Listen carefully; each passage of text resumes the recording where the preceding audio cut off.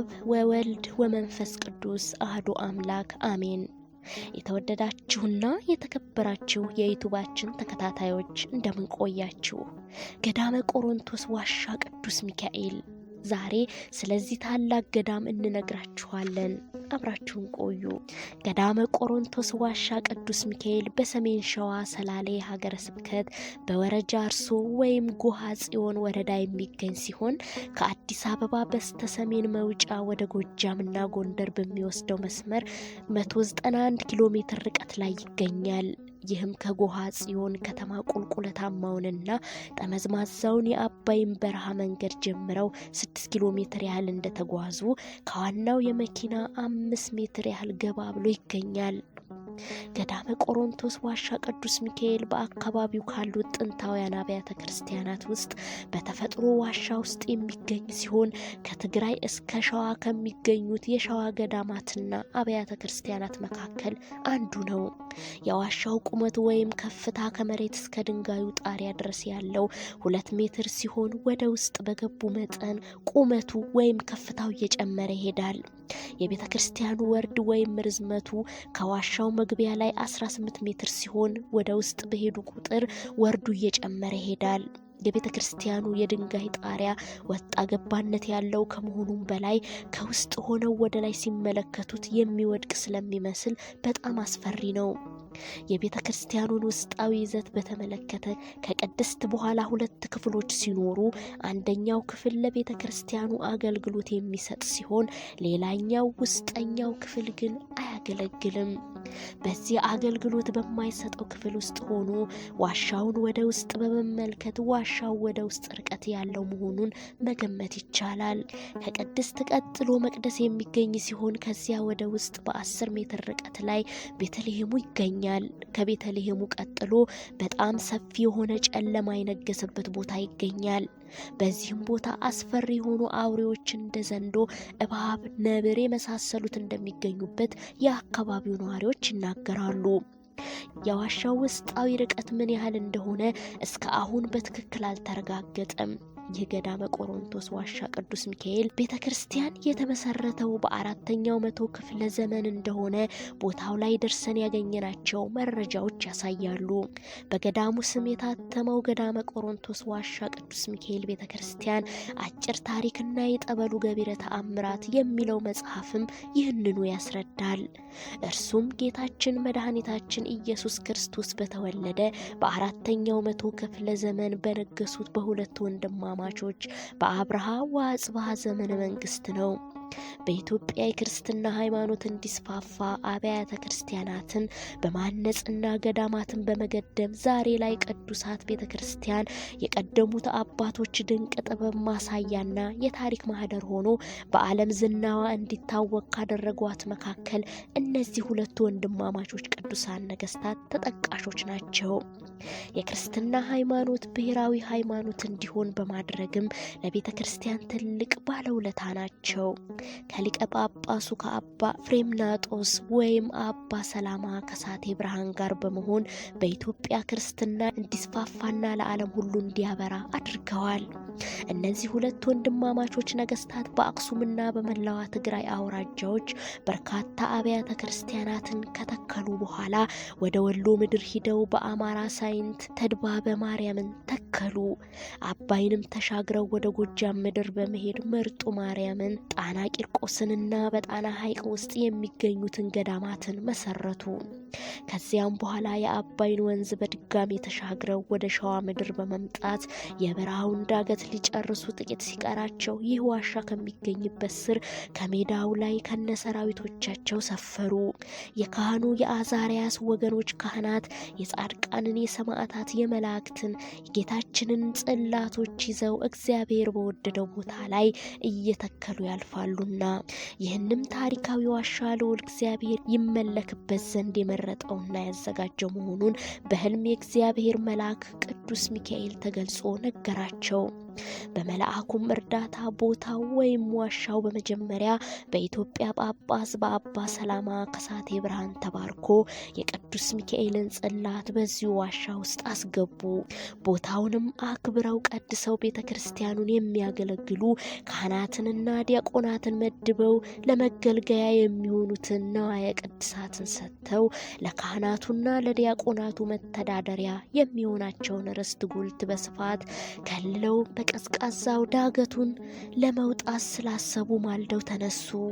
ሲነጋም ደጋማው ክፍለ መሬት ላይ ስለደረሱ ጎሃ ጎሃ ነጋ ነጋ ብለዋል።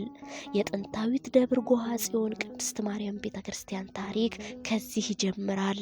ገዳመ ቆሮንቶስ ዋሻ ቅዱስ ሚካኤል በዚህ መልኩ ተመስርቶ ከዚያን ጊዜ ጀምሮ በብዙ መነኮሳትና ካህናት አባቶች ሲቀደስና ሲወደስ ለበርካታ ዓመታት ቆይቷል።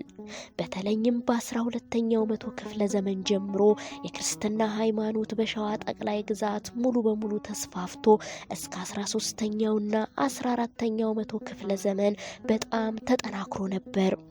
ይህንም ታደሰ ታምራት ዶክተር መንግስትና ሃይማኖት በሚለው መጽሐፋቸው ገልጸውታል። ጥንታዊያና ታሪካዊው ገዳመ ቆሮንቶስ ዋሻ ቅዱስ ሚካኤል ከ1000 ዓመታት በላይ በብዙ ካህናት መዘምራንና ዲያቆናት በስፋት ሲገለገል ከቆየ በኋላ በ15ኛው መቶ ክፍለ ዘመን እጅግ አሳዛኝ ነገር ገጠመው። በመላዋ ኢትዮጵያ ውቅር አብያተ ክርስቲያናትን፣ አድባራትን፣ ገዳማትን በማቃጠልና ነዋያተ ቅድሳቱን በመመዝበር ካህናቱን በማሳደድና በማሰቃየት በቤተ ክርስቲያን ላይ ግፍ የፈጸመው ኢማም አህመድ ኢብራሂም አልጋዝ ወይም መሐመድ ግራኝ ባደረገው የማጥፋት ዘመቻ የቅዱስ ቦታም የጥቃቱ ሰለባ ሆኗል። ስለደረሰበት ጥቃትም ተክለ ጻድቅ መኩሪያ የኢትዮጵያ ታሪክ ከአጼ ልብነ ድንግል እስከ አጼ ቴዎድሮስ በሚለው መጽሐፋቸው ጠቅሰውታል። ከዚህ ጋርም አያይዘው 15ኛው መቶ ክፍለ ዘመን አህመድ ግራኝ ነዋያተ ቅድሳቱን ካቃጠለና ካህናቱን ከገደለ የቆረቱንም ካሳደደ በኋላ ከ1840 እስከ 1559 ዓመተ ምህረት በአጼ ገላውዲዮስ መልሶ እንደተቋቋመ አስረድተዋል።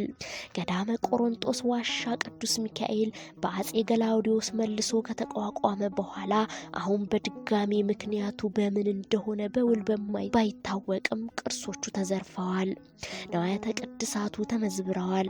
በቦታው ላይ ተገኝተን ቃለ መጠይቅ ያደረግንላቸው አንዳንድ የእድሜ ባለጸጎችም ጥፋት መድረሱን ቅድመ አያቶቻችን ነገሩን እንጂ በምን ምክንያት እንደሆነ አልነገሩንም በማለት ስለመለሱልን መንስኤውን ማወቅ አልቻልንም።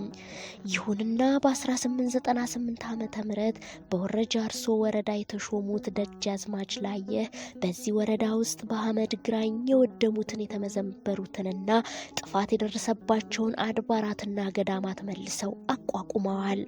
ሌሎችንም በርካታ አብያተ ክርስቲያናትን አሳንጸዋል።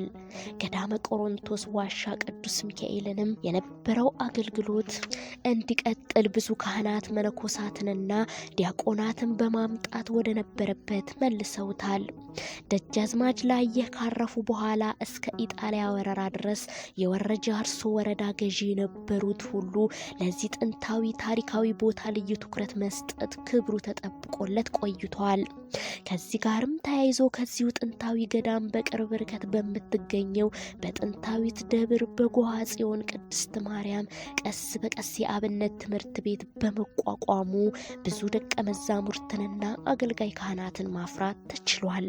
እንደዚህ ያለ አገልግሎቱን ቀጥሎ በ1950 ዓመተ ምህረት ላይ የኢትዮጵያ መንግስት ከነጻነት በኋላ ትኩረት የሰጠው ፋሽስት ኢጣሊያ ያፈራረሳቸውን ድልድዮችና መንገዶችን እንደገና ማሰራትና ማስጠገን ላይ ነበር። ይህንም ለማስፈጸም አንዳንድ የድልድይ ስራዎችን ለውጭ ሀገር ኩባንያዎች ኮንትራት ተሰጥተው ነበር። ከነሱም መካከል አንዱ ሸዋንና ጎጃምን የሚያገናኘው የአባይ ድልድይ እንደሆነ ይታወቃል።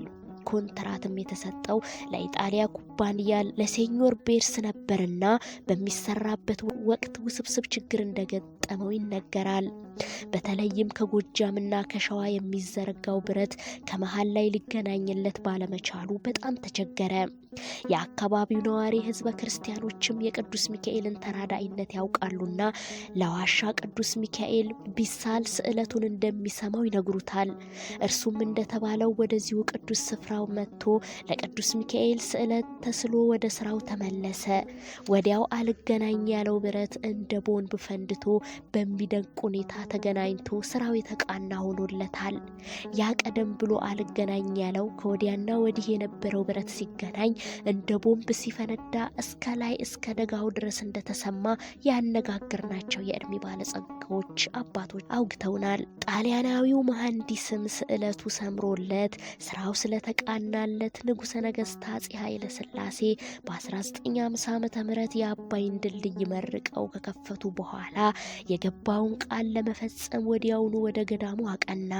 ቀደም ሲል ደጃዝማች ላየህ ያሰሩትን ዋሻ ውስጥ የነበረውን ከእንጨት የተሰራ የግድግዳውን ክፍልፋይ በማስወገድ በአዲስ መልክ ክፍልፋዩን በድንጋይና በሲሚንቶ አድርጎ መቅደስ ቅድስት ቅኔ ማህሌት ሰርቶ አስረክበዋል።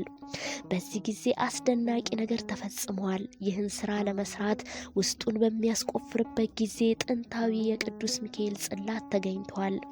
በጽላቱ ላይ ያለው ጽሑፍ የሚያስረዳውም በ14ኛው መቶ ክፍለ ዘመን የነበሩት አፄ ዘርዓ ያዕቆብ ለዋሻ ቅዱስ ሚካኤል ያበረከቱት እንደሆነ ነው።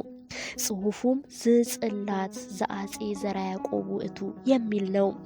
ጣሊያናዊው መሐንዲስ ቤርሲን ያሰራው በዋሻው ውስጥ የሚገኘው የቤተ ክርስቲያኑ ክፍልፋይ ቤተ መቅደሱ ቅድስቱና ቅኔ ማህሌቱ ከ50 ዓመታት ቆይታ በኋላ የዋሻው መገጣጠሚያ ውስጠኛ ግንብ ተሰነጣጥቆ ዝናብ ማስገባት በዚህም ጀመረ። ምክንያት በገዳሙ የሚኖሩና የሚያገለግሉ አባቶች፣ መነኮሳት፣ ቀሳውስት፣ ዲያቆናትና ህዝበ ክርስቲያኑ በጉዳዩ አሳሳቢነት ተጨንቀው ሳለ ወይዘሮ ዘውዴ የተባሉትን